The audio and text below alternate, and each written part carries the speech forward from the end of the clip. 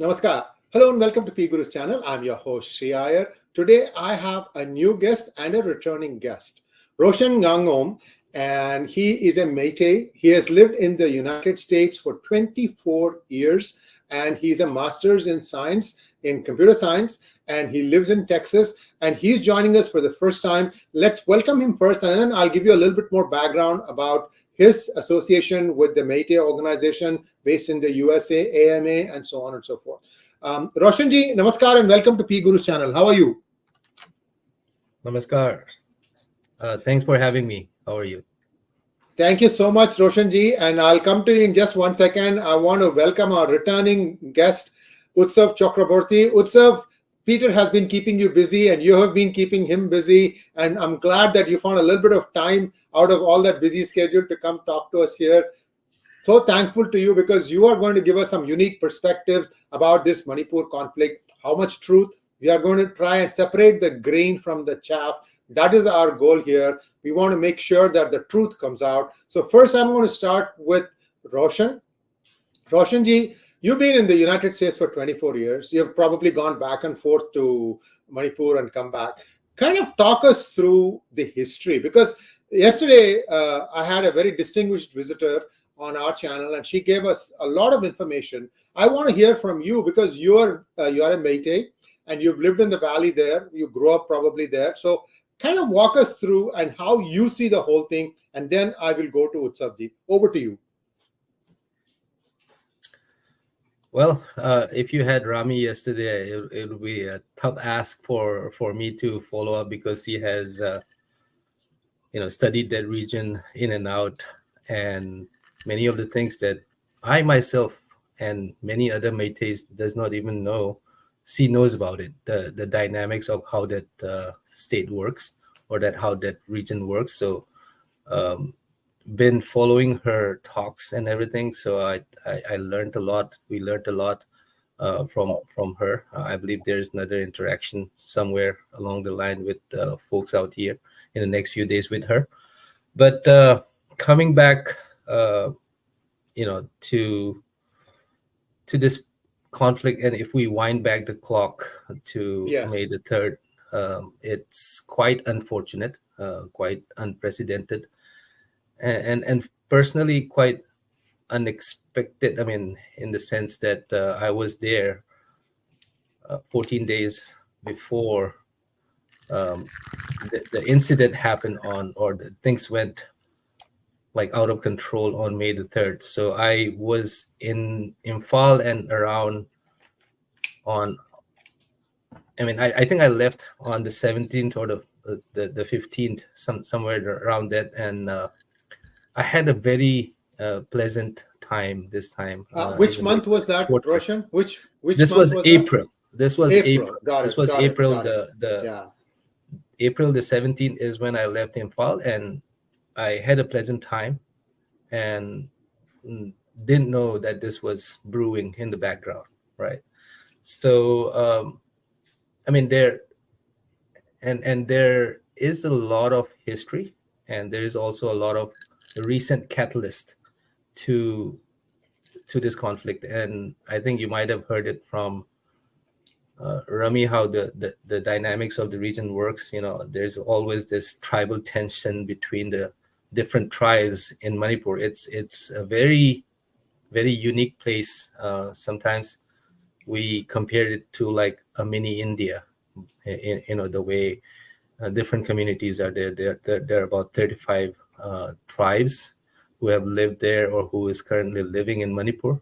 On top of that, you'll see this quite a big chunk of Tamil population in places like Moreh and things like that. So it's very, very dynamic in terms of the composition of communities there. But coming back to that May the 3rd, how it unfolded, we watched in horror, how things went up in flames in Manipur. And from myself and a lot of Métis, for the first few weeks, we didn't know how to react. We didn't want to inflame the situation by posting something negative, or that was our when we were communicating between ourselves, we were like, let's stop this and let's not inflame it, because we don't know exactly what happened, because there was no internet, nothing was coming out, just bits and pieces. But then as we learned about it, there seems to be this very sinister kind of like background in this conflict.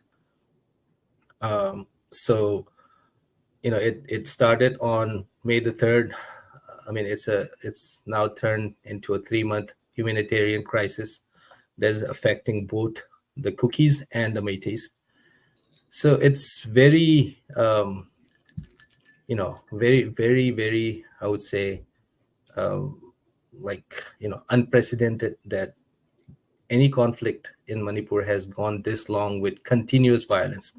I think you might have heard about yesterday there was a big exchange of fire in a place called the I think near Torbung, where the Meiteis houses were burnt down on May the 3rd. So it was very close to the area again.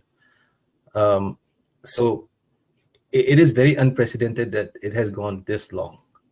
We were hoping that it would actually, if you think of it, the mob violence between the two communities, when it started on May 3rd, and then there was retaliation on May 4th. But after that, there has not been any such incidents, or very, very little, if at all, right? So there is a big, I would say, belief, or there's a lot of belief with the fact that infiltrators from across the border in Myanmar has joined the conflict, and this is from the Chin Kuki side, because when you say Kuki, it's not just about Manipur. You're talking about Kukis in Burma, Kukis in Manipur, and Kukis even in Bangladesh. So that they have joined in and then you might have seen the recent I would say news about the Mizoram CM joining in the protest and all these things. So it is as if they have all ganged up to kind of like to fight against the Métis at this point. So there seems to be a very sinister design for this conflict. That's what we are slowly discovering. Initially, we thought it was just a random, conflict that erupted between the two communities, but now it seems to be a little bit more than. I have one question for you, Roshan, before we proceed further. On May 3rd and 4th, I'm hearing that at least a couple of villages have been completely divested of its Métis population. How true is that? So it's not just villages, all right. It's regions. There is the epicenter of this conflict, we believe, is the Churasanpur district, where Yes. the rally was held, the peaceful rally that they claimed, with AK-47 holding individuals, like just going along with the crowd, and also there was a little bit of violence at the time of the rally and all. So in that place called Churachandpur, right now there's zero Métis. And I'll add a little bit more to it, because when I say zero Métis, there's a little, like a small chunk of Métis who are Christians. And they are also being forced out of Churachandpur. So, and the pastor himself have fled to Bangalore. So there is a So systematic sanitization. There's a systematic sanitization going on along tribal lines. But you said there were 35 tribes. Of these 35, Métis may be one, and maybe Métis there are 2 or 3, because there could be subsects also. Yeah. How does the number play down? I just want to understand the numbers, how they play down. Second is population-wise, who versus who? What are the population percentages? Just for our viewers' benefit. Yeah, I don't have the exact numbers as such, but averages, the Métis, approximate's fine. the Métis, the Métis form about 55% of the population, and the rest of the 45% are split between the Kukis and the Nagas, who are the two major groups of these 35 tribes, right? Or I would say if you take away the Métis, there will be like 34 or 33 left, and then those are split between the Nagas and the Kukis. And there's also some gray lines, as you know, Nagas will claim that, oh, this tribe is ours, and then Kuki will come back and claim the same tribe as theirs. So there's a lot of these gray areas. So it's very so we don't have exact. I mean, you'll suddenly ask, when did this tribe become Nagas, or when did this tribe become Kukis, or something like that. But yeah, so Are there inter-marriages between these tribes, Métis and Kukis, for example? absolutely, absolutely, Huh. absolutely. Yeah, I mean, I mean, So what do? You fight I, at home? Yeah, aren't verbal battles enough? You don't I, have pots and I, pans too? I'm not sure how that would pan out. I mean, if somebody is like, has given up that differences to come together and spend their lives, I mean, I don't think those things matter to them. Oh boy. No, that see what my fear was that the tribes were pretty much separate, and that would kind of give you a different color. But what you mentioned, that Métis have been driven out, even though they were not of the Hindu faith.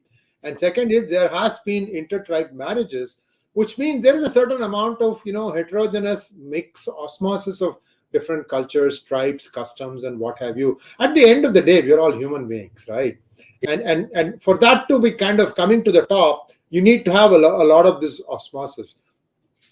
But if you look at the propaganda, if you look at what is coming out, especially in the West, as well as a lot of the stuff in MSM in India, it would look as if the Métis are the ones who are decimating the Kukis. Whereas what we are seeing, I mean, I have been saying this for a long time, Roshan, a couple of people working in the Krishna consciousness, they had to fly out to Kolkata before they could open their mouth. And they have given me a lot of information. I've shared some on my Hangouts. So I'm just going to park you for just one moment and go to Utsav, get his opinions on a few things, and then we'll come back to you. Perhaps you can add on this. First off, the situation as you think it is today, and second is, how does the country move forward, given that there has been rapid infrastructure development in the Northeast? Prime Minister Modi and the BJP government has a dream of connecting all the way down south to Phuket in Thailand. And for that, a lot of stuff has been put in place. So I just want you to mull over that and kind of give us your thoughts while I go to Utsav. Utsav, first question for you is, who is behind this disinformation campaign, especially in the West? Sri, so what we are observing over the past couple of months is that initially it started with some really hardline Christian fundamentalist groups in America that usually target India on quote unquote Christian right issues. And those groups were the first to pick it up. And for them, it is a year-long effort that they keep doing. I mean, they keep complaining on, somewhere in Rajasthan, some person who converted was officially not allowed to convert because it was not through a magistrate. So they usually pick up issues on quote unquote Christian conversions in India and reconversion issues.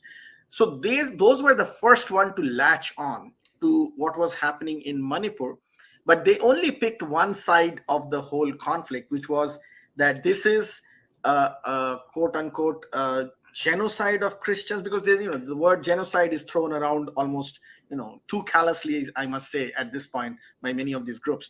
And they wanted to inflame this on the ground situation on the ground, as well as globally in the global media, by calling it a Hindu versus Christian fight. And they completely ignored the historical aspect on the ground. And most of them, when I spoke to them, I actually spoke to some of these people. If you really put a map of Asia in front of them, they can't probably point out where Manipur is in a map of Asia.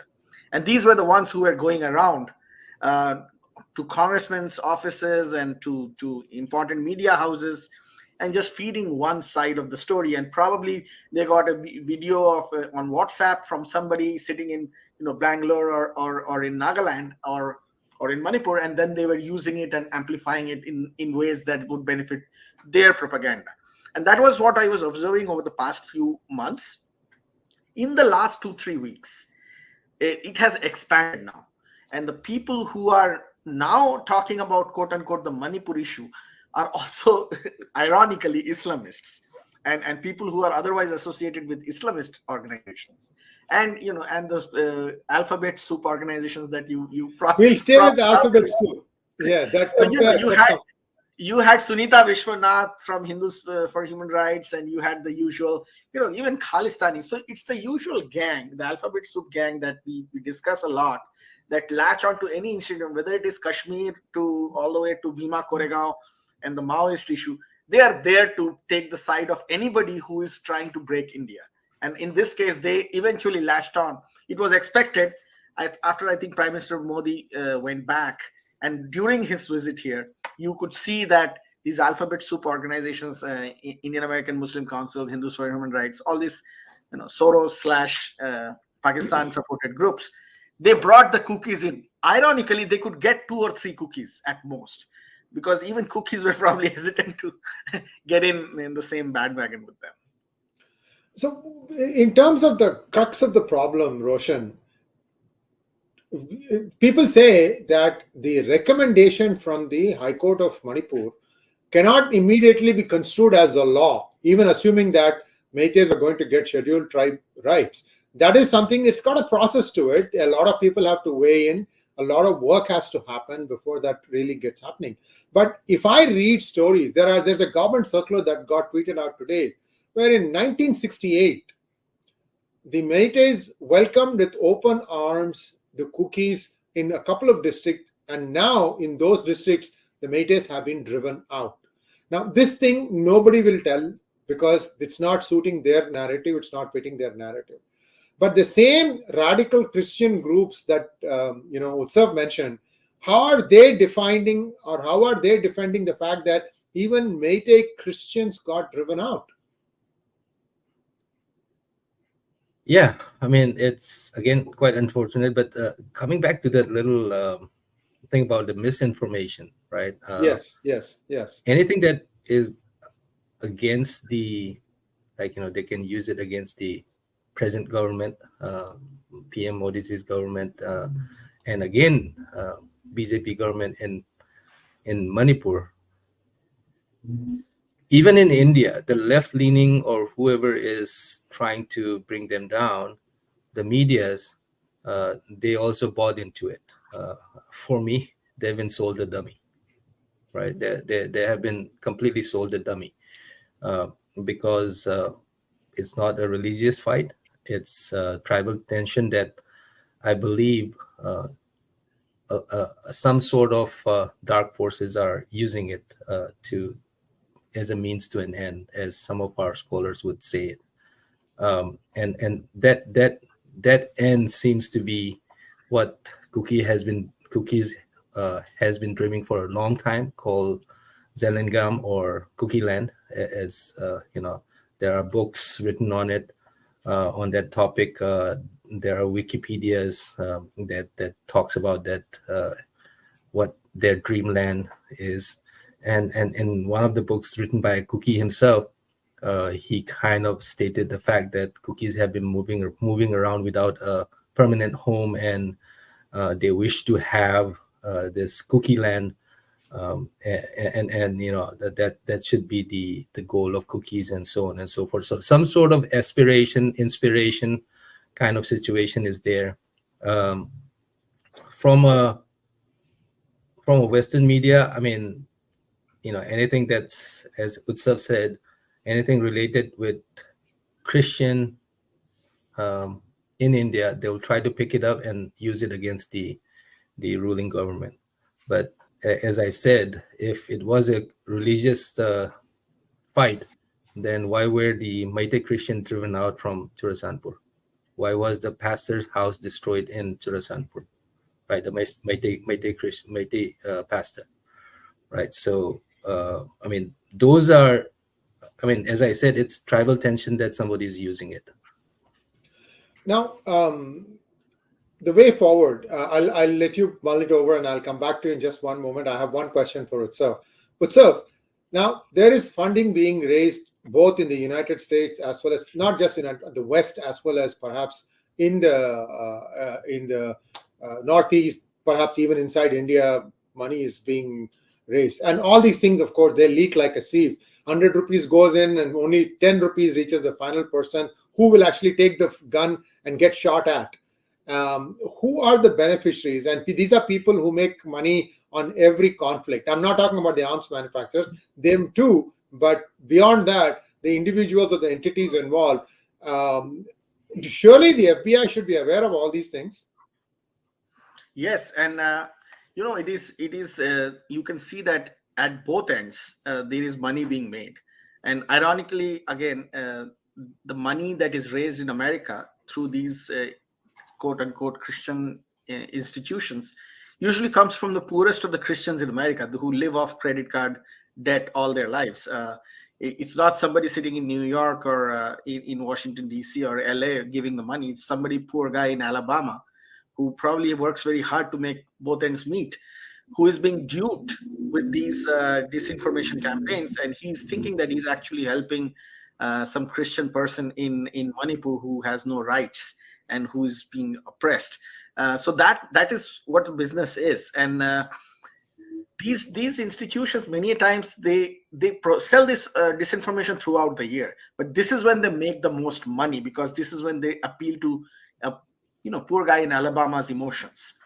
And it see, what needs to be understood by Americans, irrespective of whether they are from the Indian subcontinent or not, is that in that part of the world, the Kukis have been in conflict with another majority Christian community, that is the Nagas, for decades. And there have been, if you really look into the death tolls, the number of people on both sides, Nagas and Kuki side, both Christians, who have been killed in the last 50 years is probably 1,000 times more than anything that is, not to demean anybody's life here, but it's important to understand the context of the region. And I think that is also something we need to look into. It would be very interesting to see also the denomination of the Christian groups that are involved in it. From what I understand, it is mostly evangelist Protestant groups that are operating here, both Methodists and Baptists. And that is also something we have to look into, and how it plays into the geopolitics. Now, you And to mentioned that point, let go me ahead, just interject. I think there was a circular from the Roman Catholic in Mumbai, I guess, that whoever is trying to project this as a religious conflict is quite incorrect. So that's another information that has come to light. Yes, very true, very true. No, because the Catholics know this. The Catholics know what's going on here, so they don't want to be part of it. Yeah. So, one question for you, Utsav, is when we say that Northeast is Christian, it appears to me they are CINO, Christians in name only. The tribal affiliations appear to outrank the other things. Would I be right or wrong? Absolutely. I mean, the Naga Kuki conflict is a very good example to understand that big chunks of both communities, majority is being Christian, have been it's really bloodshed between them for a long time. So absolutely right. It's more about tribal. It's about land. It's about the resources on those lands. It's about controlling trading routes, how moving stuff. And I will probably, Roshan will want to also touch upon the drug trade in that region, but he's far more familiar with the region. Right. So Roshan, bring it in. The drug money is also involved in this. And also your way of looking at it, if you are put in the post of Biren Singh and said, go solve this problem, what would you look at? How would you work towards a solution? Share your thoughts, please. That will be $1 million solution or multi-million-dollar solution if I could get it down in this chat. But going back to the Naga Kuki conflict in the 1990s, it almost lasted the whole decade, right? And it was over land. So there is a narrative, and that I think Sri just mentioned about the 1968 document. Yes. Right. So there is a narrative from the Nagas, in fact, not from even Meiteis, saying that Kukis don't belong in Manipur. They were brought in by Meiteis. They are not, by the British, and they are not indigenous by any means. So there is this big, I would say, feeling amongst the Nagas that they don't belong in Manipur. And there is a new district called Kangpokpi in Manipur, and Nagas, I believe I heard that they felt really bad that they lost control of that region through that district because uh, the MLA is now a Kuki. So So it has there, become majority Kuki now. Okay. yes, yes. So I mean, to that point, there are 20 reserved seats for the tribals, or reserved seats, and it used to be 12 Nagas and 8 Kukis, and now it's 10 and 10. Oh, So okay. So there is there a is a shift. depreciation. There's a lowering of So depreciation, and the thing to note here is that there is a little bit of controversy as far as the number of like illegals and population growth of the Kukis and all. Some people claim that it's only 2% being reported and so on and so forth. But one thing to note is that the Nagas and the Meitei villages from 1969 have dropped in numbers. Like I think it was like 255 for Meiteis and went down to 247 or something like that. But the fact is, Kukis, the number of villages more than doubled in that time, from that time till to 2021. While the Meiteis and the Naga villages went down in numbers, the Kuki villages went up exponentially. So it's highly, I would say, suspected that it's through illegal immigration, because it's so a they used very to belong in Mizo. They were from Myanmar. That they have come in from Myanmar. Have they come from yes, Myanmar? yes. Okay. So they are coming through Myanmar directly to Manipur, but maybe through even Mizoram and then to Manipur. So there is a lot of these um, movement, because it's a very porous border. There are no walls to stop the immigration, and what they do is they just cross over and then just establishes a village. Oh, believe me, Congress always established this easy route. Bring in Yeah. illegals, populate them at a places where they can influence the outcome of elections, and then just try give them voter card, Aadhaar card, the whole 9 yards, and done. They are Indian for all practical purposes. How And that's do how the Nagas lost the two seats, right? So Mhm. they went down from 12 to 10, and that's what I believe, and many of the experts believe, is through illegal immigrants. Then that begs the question: then why are the Nagas teaming up with the Kukis now? No, I don't think they're teaming up. They are Okay, sitting okay, on the sidelines because I mean, it's one of those things where, like, when the Nagas and the Kukis fought in the 1990s, we kind of didn't join in either side. In fact, the Meiteis, kind of stopped the fight. We brought I the two see. sides together for a talk, and we kind of stopped it. So, and somehow, what I feel and what many Meiteis feel is that, based on the history of violence in that region, Kukis seems to be the common denominator, because they had a Kuki Naga fight. Then within the Kukis itself, there was a Kuki and Paite fight, which claimed about 350 people in 97, 98. Then the Kukis fought with the Dimasas.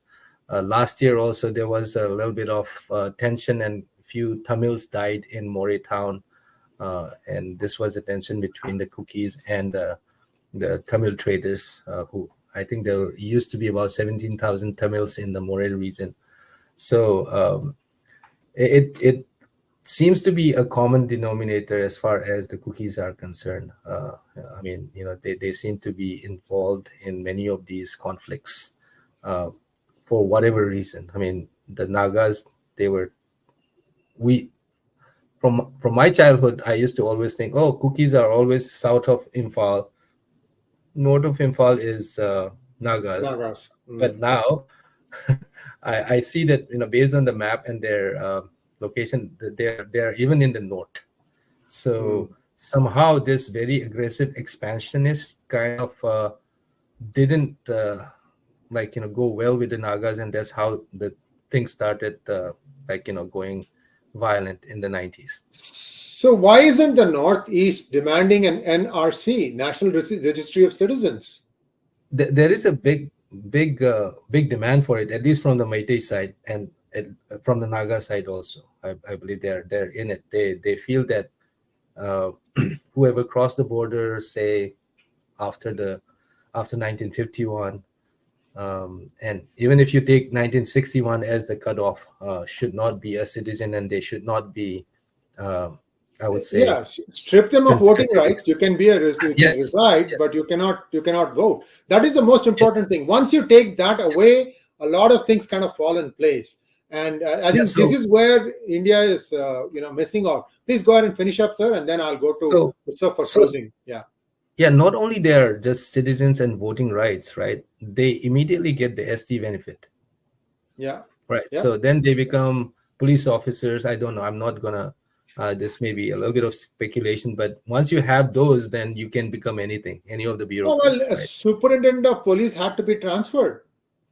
He was being more cookie than Well, being a police officer. This is on record. This is probably on record, I guess. There was supposedly an order the night of the second, the night before the violence occurred. There was a police order that supposedly transferred all the Manipur police commandos from Churachandpur, where it all began, to another district. And this went underneath to make it the easy. nose of the CM. Okay. This went underneath the nose of the CM.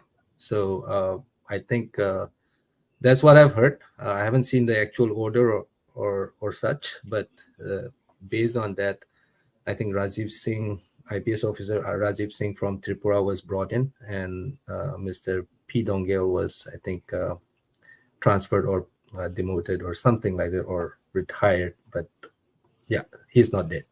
Viewers, if you know about this, please give us by way of comments the links so that everybody gets educated. We are not here to try and point fingers at anyone, but the point is the truth has to come out, because unless the truth comes out, the solution will not come out. So thank you so much, Roshan, and I'm going to go to Utsav for his final comments, and then we can wrap up this conversation. Utsav, go ahead. I have a question for you. While somebody is, working the offices of congressmen and senators with fake narratives, what is Indian government doing about it? It is not you as HinduAction as much as it is Indian government. They need to do something about it. Well, you are absolutely right. I'm sure the Indian government, through their channels, would be sending information onto the lawmakers' offices, both at the Congress and the Senate, especially those who are in the Foreign Affairs Committee and those in the Senate Foreign Relations Committee. I'm sure they are sending their communications with them, obviously as outsiders who we are not privy to that. I'm pretty sure that the same thing was done back in when Article 370 was removed in 2019. So I'm sure this level of conversations happen between these offices. But from our side, from HinduAction, we are interested to bring the truth out. One of the reasons why it was providence that we met Roshan during the visit of Prime Minister Modi. They were also in the Washington DC area to highlight their issues. And I just happened to be walking past. So it was a providence that we met. And then once we understood the issues and figured out how much of a disinformation is being done here by these vested, quote unquote, Christian fundamentalist groups, we felt that it is our responsibility to at least share or give a platform to people like Roshan and the members of the community from Manipur to share the truth. And that is what, that's why we are involved in this. And as you may be knowing that right now, Raja Krishna Murthy and Ro Khanna are facing protests because they are supposedly not doing anything about this issue. And this is all the alphabet soup, IAMC and Peter Frederick and all these guys. We've been beating them up for long. Now they want to try and beat back. And this is an issue that they can use. I mean, Ro Khanna is not even in the Foreign Affairs Committee. Like, he's an American congressman, but that shows the level of propaganda that is out here. And you know what is even worse is that if this continues for a long period of time, people like Roshan and members of the Meitei community will face discrimination in America. Complete Absolutely. based on Absolutely. disinformation. I mean, thankfully, this is an issue. Hopefully, it will, this will die out, and thankfully, peace will return, and things will be taken care of. But imagine this continuing for long periods of time, and then people will go after Roshan for no fault of his, because he just happens to be a Meitei in America. So that's why it is important for us to bring the truth out and be honest about this. One thing is for sure, I'm going to have both of you gentlemen come back again in a week's time. Let's revisit this topic, and let's make sure that the progress is in the right direction.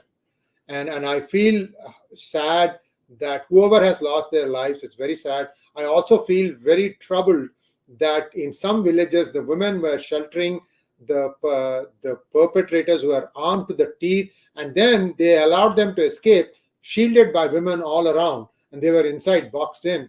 And the army was not allowed to take them out for questioning or to be imprisoned. So when the law and order starts breaking down and you become part of that, one other disturbing thing I heard, I don't know if this is true or not, that many women started disrobing in front of the army.